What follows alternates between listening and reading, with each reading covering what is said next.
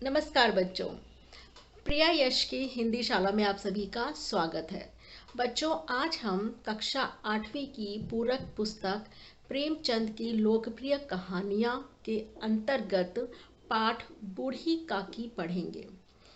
ये एक ऐसी मर्मस्पर्शी कहानी है जो कि हमारे समाज का एक कड़वा सच भी है। इसको पढ़कर आप समझ पाएंगे, आप सीख पाएंगे कि किस प्रकार हमारे बुजुर्गों का हमारे जीवन में महत्वपूर्ण स्थान है और उनके प्रति हमारे कितने ज़्यादा और ज़रूरी कर्तव्य हैं। तो चलिए पाठ शुरू करते हैं। पाठ को शुरू करने से पहले मैं आपको एक प्रेजेंटेशन के द्वारा आपसे कुछ बातें साझा करना चाहूँगी। तो चलिए मेरे साथ। बच्चों, पाठ शुरू करने से पहले जरा इन तस्वीरों पर नजर डालिए।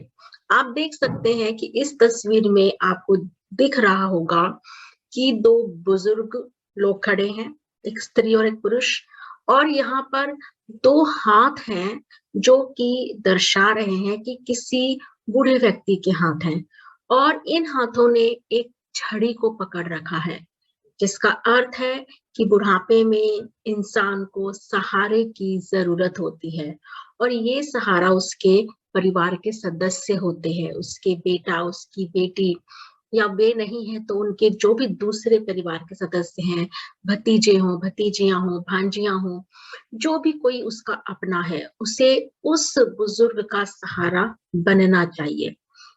यहाँ पर आप देख सकते हैं किस प्रकार कोमल हाथ और वृद्ध हाथ हैं, कि कोमल हाथों में वृद्ध हाथ के आने से एक तो वृद्ध को सहारा भी मिला और साथ ही कोमल हाथों को भी एक मार्गदर्शक मिला।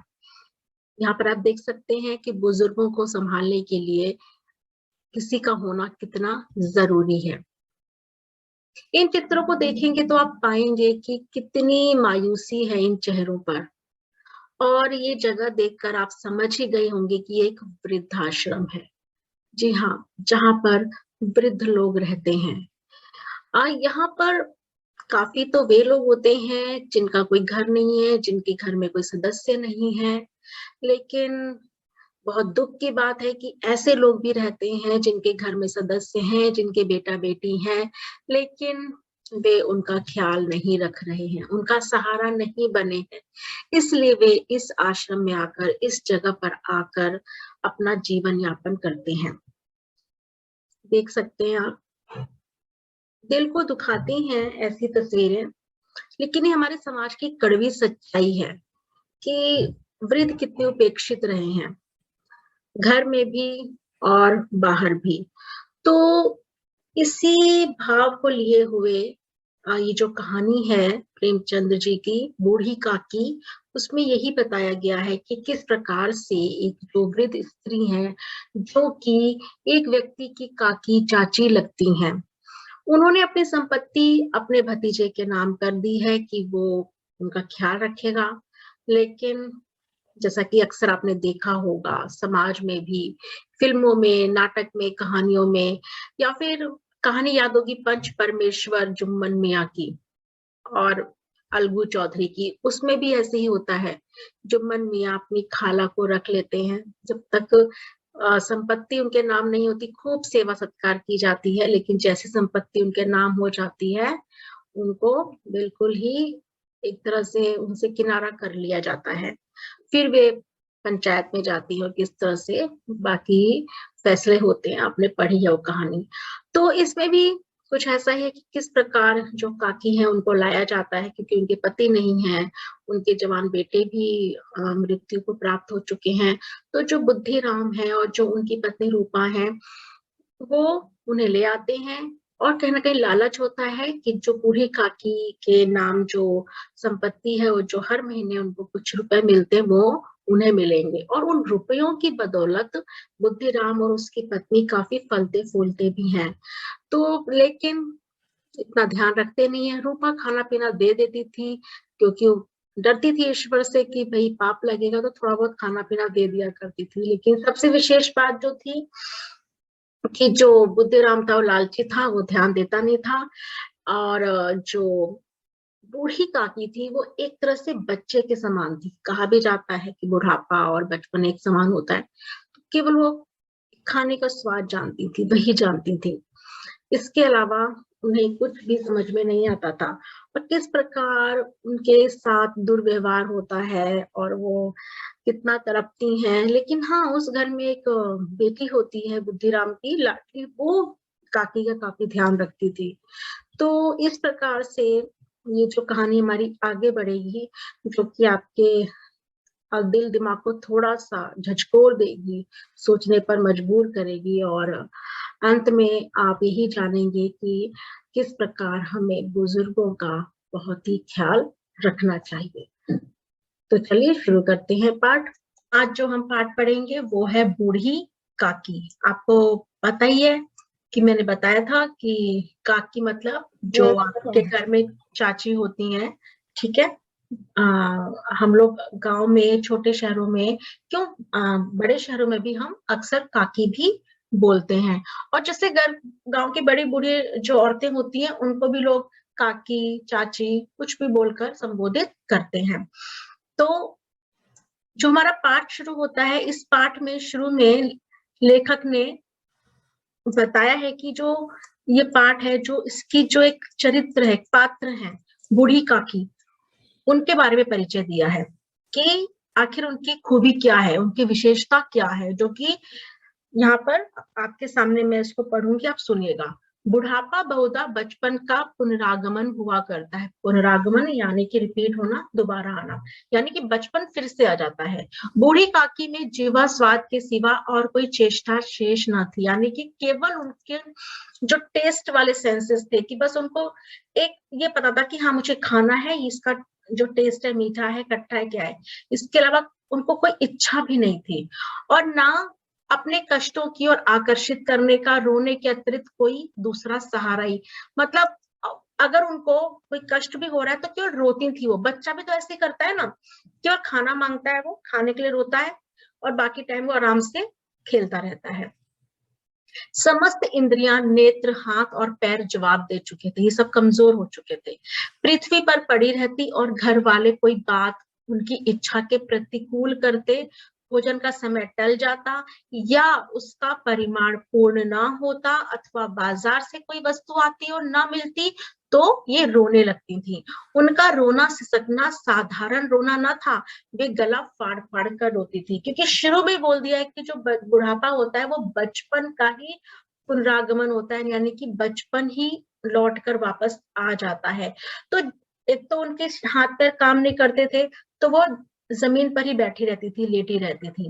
और जब भी उनकी इच्छा के विरुद्ध कोई काम होता था या समय पर खाना नहीं मिलता या कोई बाजार से चीज आ रही है वो ना मिले तो वो रोने लगती। और रोती भी कैसे थी, ऐसे नहीं कि वो आराम से रोए, बहुत ही तेज तेज गला फाड़ फाड़ कर रोती थी। बच्चा भी तो ऐसे ही होता है ना, बहुत जोर जोर से चिल्लाता है। उनके पति देव को स्वर्ग सिधारे कालांतर हो चुका था। कालांतर यानी काफी समय हो चुका था। बेटे तरुण हो होकर चल बसे थे, मतलब बड़े हो गए, जवान हो गए, लेकिन वो उनकी भी मृत्यु हो चुकी थी। अब एक भतीजे के सिवाय कोई और न था।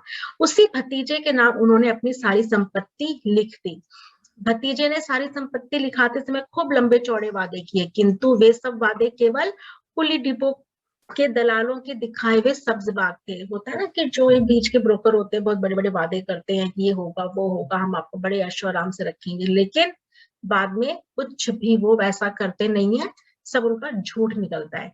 यद्यपि उस संपत्ति की वार्षिक आय 150-200 रुपए से कम न थी। उस समय जिस समय कहानी लिखी गई है, 150-200 रुपए भी हजारों के बराबर थे। तथापि बूढ़ी काकी को पेट भर भोजन भी कठिनाई से मिलता था। इतना उनके ही पैसे होते थे, उन्हीं पैसों से वो लोग इतना सब कुछ फल फूल रहे थे, लेकिन भोजन भी बहुत मुश्किल से मिलता था। इसमें उसके भतीजे पंडित बुद्धिराम का अपराध था अथवा उसकी अर्धांगिनी श्रीमती रूपा का। इसका निर्णय करना सहज नहीं। मतलब दोनों पति पत्नी ही उनकी केयर नहीं करते थे। अब कौन ज्यादा कसूरवार है ये लेखक बोल रहे हैं कि हम बता ही नहीं सकते। बुद्धिराम स्वभाव के सज्जन थे, किंतु उसी समय तक जब तक उनके कोष पर कोई आंच ना आए, यानी कि उनके पैसे ना खर्च हो, तो भैया बहुत अच्छे हैं वो। रूपा स्वभाव से तीव्र थी, सही पर ईश्वर से डरती थी। अतएव बूढ़ी काकी को उसकी तीव्रता उतनी ना खलती थी जितनी बुद्धिराम की भलमन साहब। मतलब वो तेज तो थी बहुत ही, लेकिन वो ईश्वर होता ना, इंसान गलत भी करना चाहता है तो उसको, लेकिन एक ईश्वर का डर होता है, नहीं मैंने गलत किया तो मुझे पाप लगेगा, अक्सर बोलते हैं ना।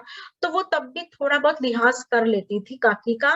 तो काकी को उसकी बुराई भी भाती थी क्योंकि वो उसको खाना दे देती थी, लिहाज कर लेती थी। लेकिन जो ये बुद्धिराम था ये बहुत शरीफ अच्छा बनता था, लेकिन ये बिल्कुल भी उनका लिहाज नहीं करता था, इसलिए उनको वो बुरी रूपा जो थी बुद्धिराम की वाइफ वो तब भी ठीक लगती थी। बुद्धिराम को कभी कभी अपने अत्याचार पर खेद होता था, विचारते कि इस संपत्ति के कारण मैं इसमें भला मानुष बना बैठा हूँ। यदि मौखिक आश्वासन और सूखी सहानुभूति सहानुभूति से स्थिति में सुधार हो सकता तो उन्हें कदाचित कोई आपत्ति ना होती, परंतु विशेष व्यय का भय उनकी सुचेष्टा को दबाए रखा था। मतलब वो पैसे काकी के ही आ रहे थे, उसको लगता भी था बुद्धिराम को कि अरे मैं इनके ऊपर खर्च कम कर रहा हूँ या नहीं कर रहा हूँ, कई बार बुरा भी लगता, लेकिन उनको लगता था अगर मैं काकी के बारे में सोचने लग गया तो मुझे पैसे खर्च करने पड़ेंगे, और ये इच्छा को वो पूरा करना नहीं चाहते थे, वो काकी पर पैसे खर्च नहीं करना चाहते थे।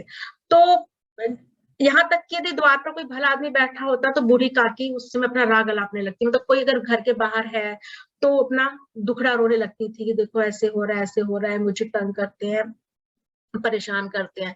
लेकिन लोग भी ये बोलते थे अरे ठीक है, बोलते हैं अरे इसकी तो बोलने की आदत है, तो बोलती रहती है। अब देखिए अब क्या होता है कि जब बड़े ही इज्जत नहीं कर रहे हैं अपने घर के बुजुर्गों की तो बच्चे भी नहीं करते। तो बुद्धिराम के बेटे हैं वो भी उनकी इज्जत नहीं करते, और बुद्धिराम के बच्चे जब तंग करते तो उन्हीं की देखा देखी गांव के और बच्चे भी उनको तंग करते रहते थे, कोई चुटकी काट कर भागता, कोई पानी की कुल्ली कर देता, बेचारी चीख मारकर रोती रहती। लेकिन ये तो सब जानते थे कि रो रही है वो खाने के लिए रो रही है, अगर कोई उनको तंग कर रहा है उस वजह से रो रही है तब भी लोगों को लगता है देखो फिर खाने के लिए रो रही है। तो उनके अंदर के दुख को, उनके अंदर की तकलीफ को कोई भी सुनने वाला नहीं था। आगे इस वाले पैराग्राफ में लिखा है कि संपूर्ण परिवार में यदि काकी से किसी को अनुराग था यानी प्रेम स्नेह था तो बुद्धिराम की छोटी लड़की लाडली थी, नाम है लाडली, कि वो बच्ची जो थी वो काकी से बहुत ही प्यार करती थी, स्नेह करती थी। भाई तो तंग करते रहते थे काकी को, लेकिन जो बहन थी वो प्यार करती थी, और कई बार भाइयों से छुपाकर भी। मैम उसे छोटी लड़की का नाम क्या था? लाडली। लाडली। लाडली नाम वही है, लाडली जो लिखा हुआ है। एक बोलता है ना हमारी बहुत लाडली है, बहुत प्यारी है, एक वो होता है, लेकिन लाडली नाम भी होता है। तो वो अपने हिस्से के जो भी चबेना यानी कि जो एक ड्राई जो रोस्ट किए हुए होते हैं ना, हमारे ड्राई फ्रूट्स होते हैं, चने होते हैं, वो सब चीजें भी वो छुपा लेती है, फिर जाकर काकी के साथ में खाया करती थी। और कई बार क्या होता था जब भाइयों को पता चल जाता कि वो बैठी है तो भाई उससे भी लड़ते थे। अब आगे क्या होता है, कुछ दिन के बाद कि रात का समय था, बुद्धिराम के द्वार पर शहनाई बज रही थी और गांव के बच्चों का झुंड विस्मयपूर्ण नेत्रों से गाने का रसास्वादन कर रहा था। बेटा बीच में मत बोलिए, बीच में मत बोलिए, चेक योर नेट। ठीक है, तो शहनाई बज रही थी क्योंकि बुद्धिराम के बेटे की शादी होने वाली थी, तो शादी के पहले की जो रस्म होती है तिलक और ये सगाई वगैरह वो हो रही थी। तो उनके घर पर बहुत ही मतलब म्यूजिक बज रहा है, शहनाई बज रही है, सब लोग वहां पर खूब एंजॉय कर रहे हैं। कोई वहां पर जैसे जो गांव का माहौल होता है, गांव के माहौल के हिसाब से यहाँ पे चीजें एक्सप्लेन कर रखी है कि चारपाइयों पे मेहमान विश्राम करते हुए नाइयों से मुक्कियां लगवा रहे थे, यानी कि जो पहले क्या होता था आके लोग मसाज कर रहे हैं, ऐसे ऐसे करके उनके कंधे दबा रहे हैं, हाथ पैर दबा रहे हैं। समीप खड़वा भाट बिरदावली सुना रहा था, मतलब जो गाने वाले थे, जो यश गान गाते हैं, तारीफों वाले गाने गाते हैं, वो सुना रहा है। कुछ भावज्ञ मेहमानों की वाह वाह पर वो खुश हो रहा है। तो एक अंग्रेजी पढ़े हुए नवयुवक व्यवहारों से उदास होता है ना, जैसे अक्सर ये अभी भी होता है कि कहीं पे होता है तो बहुत ही मॉडर्न वो अंग्रेजी पढ़ा हो तो किसी गांव में जाके बोलता है व्हाट इज दिस, क्या हो रहा है ये, ऐसे करके। तो वो इस तरह के जो युवक है उनको लग रहा है क्या कर रहे हैं, ठीक है, उनको लग रहा है कि गवारों की मंडली है, हम यहाँ पर क्यों बोले, हम क्यों यहाँ पर कुछ करें।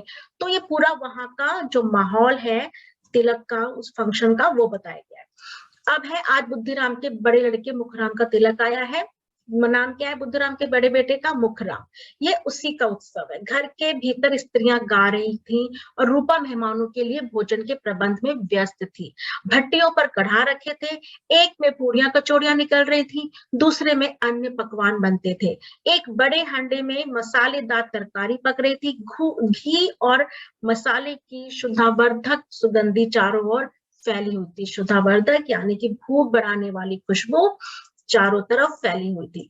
अब क्या है कि बूढ़ी काकी अपनी कोठरी में बैठी हुई एकदम शोक में, दुख में, क्योंकि बाहर तो वो किसी ने बुलाया नहीं है, लेकिन जो खाने की खुशबू आ रही है ना, वो उन्हें बिल्कुल बेचैन कर रही है। और मन में सोच रही है कि हो संभवतः मुझे पूड़ियां ना मिलेंगी, कि हो सकता है मुझे पूड़ियां ना मिले, इतनी देर हो गई कोई भोजन लेकर नहीं आया, और उनको लग रहा है कि शायद सब ना खाना खा चुके, मेरे लिए कुछ बचा ही नहीं है। अब ये सोचते ही उन्हें और भी रोना आ रहा था, लेकिन वो रो नहीं रही थी, क्योंकि उनको पता था कि इस खुश भरे माहौल में अगर वो रोएंगी तो लोग सोचेंगे इसने अपशकुन कर दिया है। लेकिन फिर भी वो अपने मन में बोली जा रही, आहा कितनी अच्छी खुशबू है, कितनी अच्छी सुगंधी है। और इन्हीं विचारों में डूबी हुई वो, और सपने देख रही है पूड़ियों के, कचौरियों के, सब कुछ करते करते। और जब उनके आगे कचौरियों पूड़ियों की तस्वीर भी नाचने लगती है और बोलती है इतनी मुलायम होंगी, है इसमें अजवाइन होगा, इलायची होगी, काश मैं हाथ में लेकर देख सकती, मैं उसको छू सकती। मतलब देखिए ना कितनी वो बच्चों की तरह है खाने के लिए, क्योंकि इस वक्त उनको केवल खाना ही आता है, बाकी चीज तो उनको समझ में आती ही नहीं है। तो सोचती है क्यों ना मैं जहाँ पे कढ़ा है वहीं चलूं, मतलब जहाँ पे खाना बन रहा है, हलवाई बैठे बना रहे हैं, वहीं चलती हूँ। वहां पे तो पूड़ियां तल तल के यानी छन छन के निकल रही होंगी, और जब थाल में रखी जाएंगी तो कम से कम मैं सूंघ भी तो सकती हूँ उनको, पूड़ियों की खुशबू को। मतलब देखिए किस तरह से खाने के लिए बेचारी तड़प रही है। तो इस प्रकार वो जाके जहां पर पूड़ियां छन रही थी, जहाँ खाना बन रहा था, उस कढ़ाई के पास जाकर बेचारी तो जाती हैं ऐसे सरकते सरकते, और वहां पर बैठ जाती हैं। और वहां पर बैठने के बाद में जैसे कि होता है ना कि एकदम लालची निगाहों की तरह अंदर से कि भाई बस अब मुझे मिल जाएगा खाना, वो बैठी हुई है। अब वहां पर जो रूपा है, जो उनकी बहू है, वो काम में बिजी है।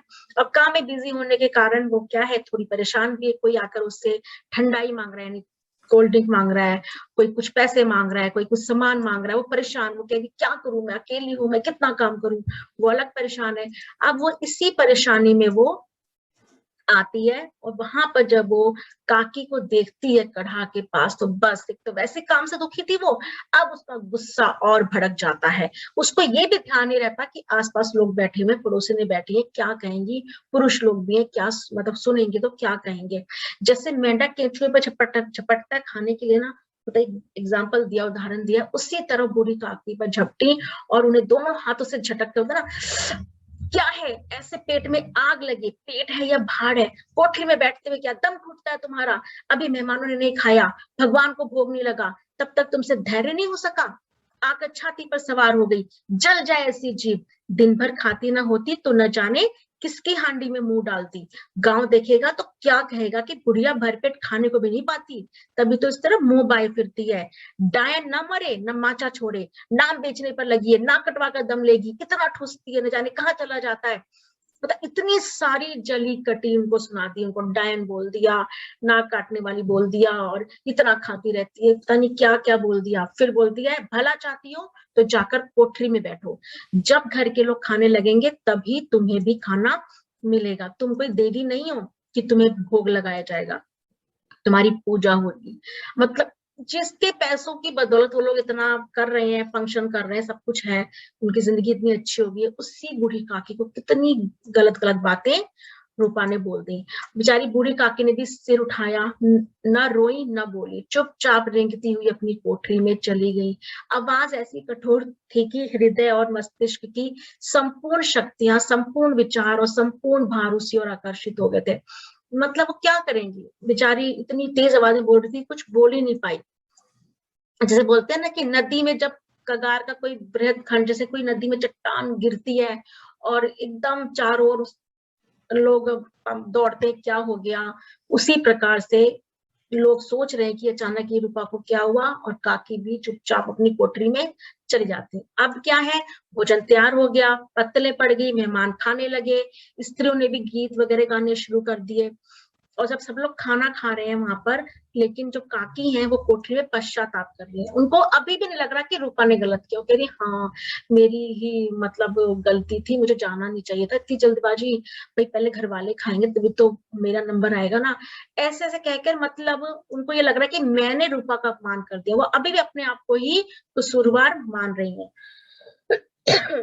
अब वो मन ही मन सोच रही है कि अब वो जब बुलाएंगे तभी मैं वहां पर जाऊंगी और खाऊंगी। वहां पर फिर इसके बाद सारा वही बताया गया कि लोग हाथ पैर धो रहे हैं और खाना खाने के लिए बैठ रहे हैं, किसी की आवाज आ रही है, कोई बैठा है, कोई कैसे, ऐसे करके। अब क्या है, इतना टाइम हो गया, फिर से कोई बुलाने नहीं आया। ठीक है, अब उनको लगता है कि हो सकता है भी रूपा जो है चिढ़ गई है, क्योंकि मैं पहले पहुंच गई थी इसलिए मुझे बुलाने नहीं आई।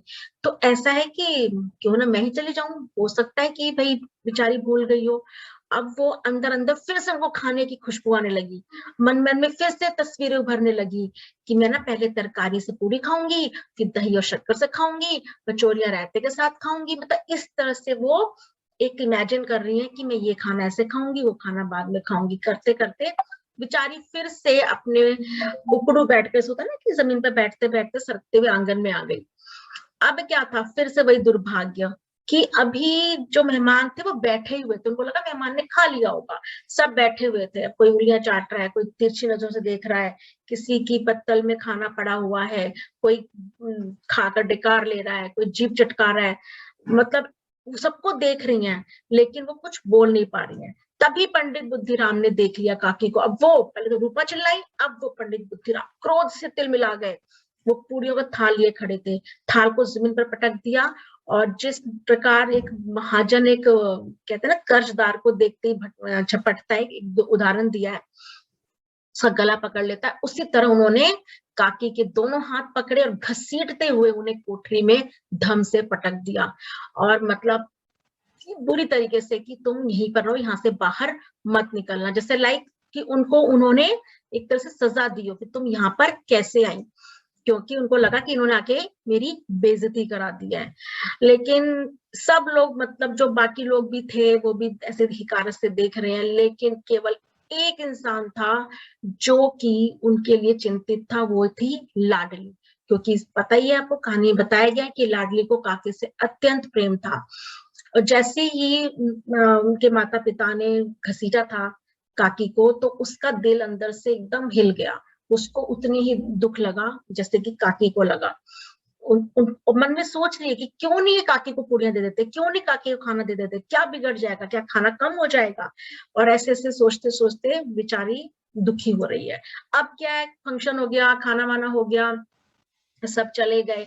अब रात के 11 बज गए हैं, रूपा आंगन में सो रही है, लेकिन लाडली जो बेटी है उसकी आंखों में नींद नहीं है, क्योंकि उसने जो पूड़ियां छुपा कर रखी हैं काकी के लिए वो उनको खिलाना चाहती है।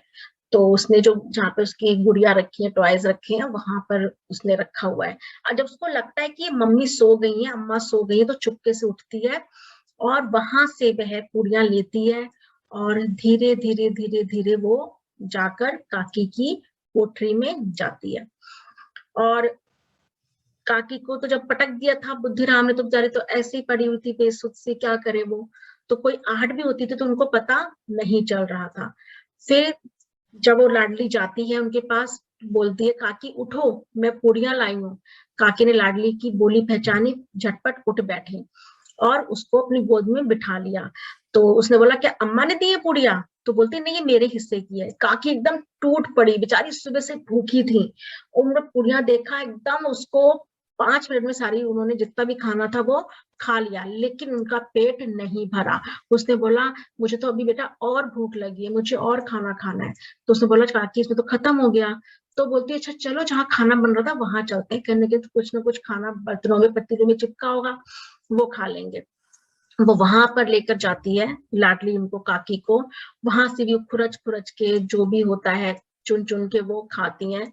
और लेकिन उनका पेट उससे भी नहीं भरता है, क्योंकि उसमें कितना बचा हुआ खाना। तो जब वहां से पेट नहीं भरता है तो वो बोलती है चलो जहां मुझे मेहमानों ने खाना बैठकर खाना खाया था वहां ले चलो। तो वहां पर जब काकी को ले गए तो वहां पे जूठे पत्तल पड़े हुए थे, लेकिन काकी को ये समझ में नहीं आया कि जूठे हैं वो, उनको बस खाना दिखाई दिया और वो बेचारी भूखी काकी उन जूठे पत्तलों में से खाने के टुकड़े चुन चुन कर खाने लगी और बोल रही है, कितना स्वादिष्ट दही है, कचौड़ियां कितनी अच्छी हैं, कितनी सुकोमल है, पूरियां कितनी अच्छी हैं। और वो खाए जा रही, दूसरों की जूठी पत्तल को वो खाए जा रही है, मतलब उनको पता है ये जूठा है, खराब है।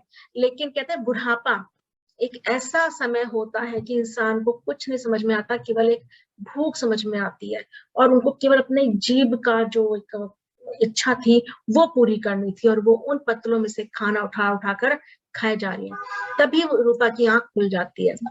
जब वो देखती है कि वहां पर लाडली नहीं है तो उसको ढूंढते हुए बाहर आती है और जब वो देखती है काकी को पत्तल पर खाते हुए तो उनके रोंगटे खड़े हो जाते हैं, शौक लग जाता है एकदम। वो ये क्या हो गया, क्योंकि उन्होंने कभी सोचा नहीं था। वो करती थी दुर्व्यवहार की, खाना नहीं देना, कुछ करा, लेकिन उन्होंने कभी ये नहीं सोचा था कि मेरे ही घर की एक वृद्ध स्त्री इस तरह से लोगों का जूठन खाएगी। और उसमें लिखा ना ब्राह्मणी, एक ये भी कि भाई चलो उनको ये भी है कि ब्राह्मण है, हम इतने बड़े हैं, लेकिन हम इस तरह से लोगों का जूठा खा रहे हैं। तब वो जैसे आसमान से गिरी, मतलब उसको जैसे होश आया, उसको लगा कि पूरी दुनिया रुक गई है, क्या हो रहा है। और उस समय ना तो रूपा को क्रोध आया, ना कुछ, अंदर अंदर उनका दिल रोया। और फिर रूपा अंदर जाकर थाली में काकी के लिए खाना सजा कर लाती है और काकी को खाने के लिए देती है और उनको बोलती है कि काकी आप इसको खाने को खाओ और ईश्वर से प्रार्थना करना कि हमें कोई सजा ना दे, क्योंकि उसको पता होता है हमने बहुत ही गुनाह किया है जिसकी हमें सजा मिलेगी। क्योंकि रूपा डरती थी ईश्वर से, तो उसको ये समझ में आ रहा था कि मेरी वजह से काकी ये जूठा खाना खा रही है, जूठे पत्तल से खाना खा रही है। तो उसको लग रहा था कि ईश्वर उसको इसके लिए पनिश ना करे, उसके पापों की सजा ना दे, इसलिए वो काकी से बोलती है कि उनको माफ करे और ईश्वर से हमारे लिए कोई गलत बात ना बोले, बल्कि हमारी गलतियों को माफ करने के लिए ईश्वर से प्रार्थना करे। लेकिन काकी को आखिर में लिखा हुआ है कि भोले भाले बच्चों की भांति जो मिठाइयां पाकर मारो, होता है ना छोटे बच्चे को मार दो डांट दो, लेकिन उसको जब चॉकलेट टॉफी मिल जाती है सब भूल जाता है, खुश हो जाता है, अच्छा वाह मैं चॉकलेट खा रहा हूँ। तो उसी प्रकार से बूढ़ी काकी भी सब कुछ भुलाकर बस खाना खा रही थी। उनके एक एक रोए से सच्ची सदिच्छाएं निकल रही थी और रूपा बैठी स्वर्गीय दृश्य का आनंद लेने में निमग्न थी। यानी कि वो बस खा रही है छोटे बच्चों की तरह और रूपा उनको निहारे जा रही है। और ये कहते हैं ना, ये जो दृश्य है, जैसे बोलते हैं स्वर्ग बहुत सुंदर होता है, तो उसी प्रकार ये भी एक स्वर्ग की तरह एक सुंदर दृश्य था, जिसमें काकी खाना खा रही है प्यार से और रूपा बैठी हुई है। तो बच्चे आपका ये पाठ था इस प्रकार से, बूढ़ी काकी की किस प्रकार जो बूढ़ी काकी हैं उनकी जिंदगी में एक इतना बड़ा एक ऐसा घटना होती है जिसकी वजह से उनको कितना निराशा होनी चाहिए, लेकिन किस प्रकार से उनकी जो निराशा है वो आशा में बदलती है और किस प्रकार उनके परिवार के जो सदस्य हैं, रूपा है, बहू है, उनकी आंखें खुलती है। और सबसे बड़ी बात हमें लेखक ने ये समझाने की कोशिश की है, संदेश देने की कोशिश की कि अपने घर के बुजुर्गों का सम्मान करें, उनका ख्याल रखें, उन्हें इज्जत दें, उनके खाने का, पीने का, स्वास्थ्य का, हर चीज का ख्याल रखें।